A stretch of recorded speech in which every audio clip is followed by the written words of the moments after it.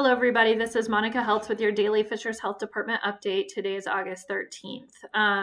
So good news on testing. We had nearly 1,000 results go out last night, and we're working through just a few others that we think are caught in a data glitch. So those of you tested the 30th and 31st, if you haven't had your results yet, please know that those should be coming through. But the lab testing is actually up to date. They are testing people right now. We're getting results in from people who are tested on Tuesday, the 11th. So that is incredible. We're really grateful to those lab partners for helping us get that testing time turned around. So I do want to share a little bit of extra data points with you today. One is regarding our testing and how much of that happens at our testing site.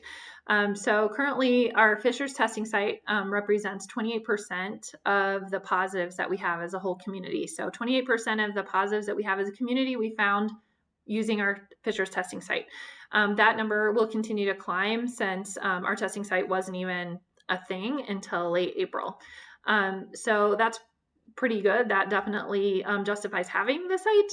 I would also mention that our testing site represents on any daily basis about 30 to 50% of the tests that are done in Hamilton County. So even though our population is only 27% of the population of Hamilton County, our testing site oftentimes is 50%. So that is also good because what that indicates is that the county and even the state are really like barely meeting mitigation targets for this disease. Yet with the assistance of our Fishers testing site, we can say that Fishers residents are well past the mitigation goals and about halfway to the suppression goals. So obviously that's where we would like to be, and we're making steps to try to make that happen. I also wanted to go through the metrics on our community risk rating scale today so that you know where we're at. I'm putting us in yellow currently, which is where we have been. So we still are in yellow. The reason why is that according to ISDH, our county is currently at a 5.5% positivity rate. This is continuing to track actually pretty well with a huge amount of results that we got in last night. So we got in nearly 1,000 results, and those are at a 5.8% positivity rate from our testing site. So we do not expect that when those hit the county, that they will dramatically change that percent positivity rate for the county. However, it will change the case numbers on the ISDH site, and it will change them probably dramatically because they're all going to hit it the same day. And the way that the ISDH counts their cases, they count them on the day they're reported. So when those come through to the county, which is probably going to be tomorrow, it will look like a big spike in cases on the state website.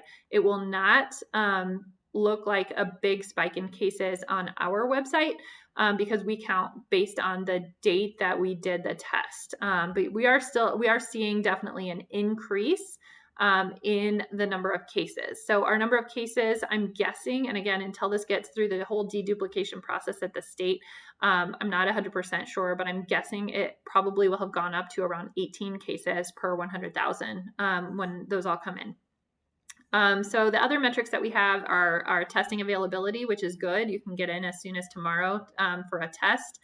Our testing turnaround seems to have caught up miraculously overnight. It's amazing.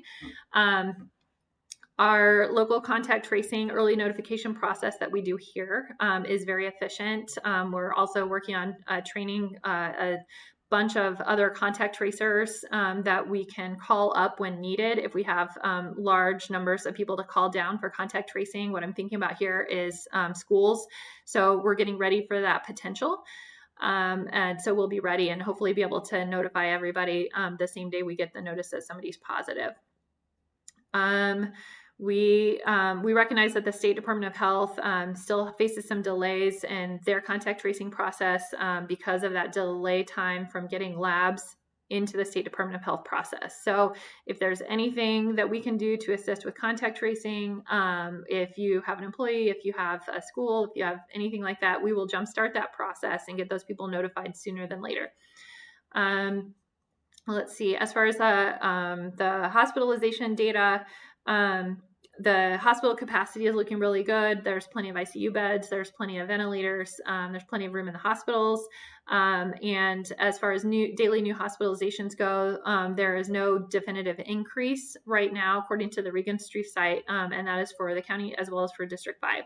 So even despite the high case incident rate that we have, we're continuing to place the county in the yellow category.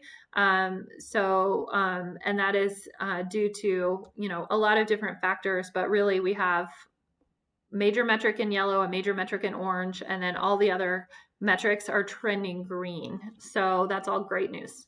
Thanks so much for listening.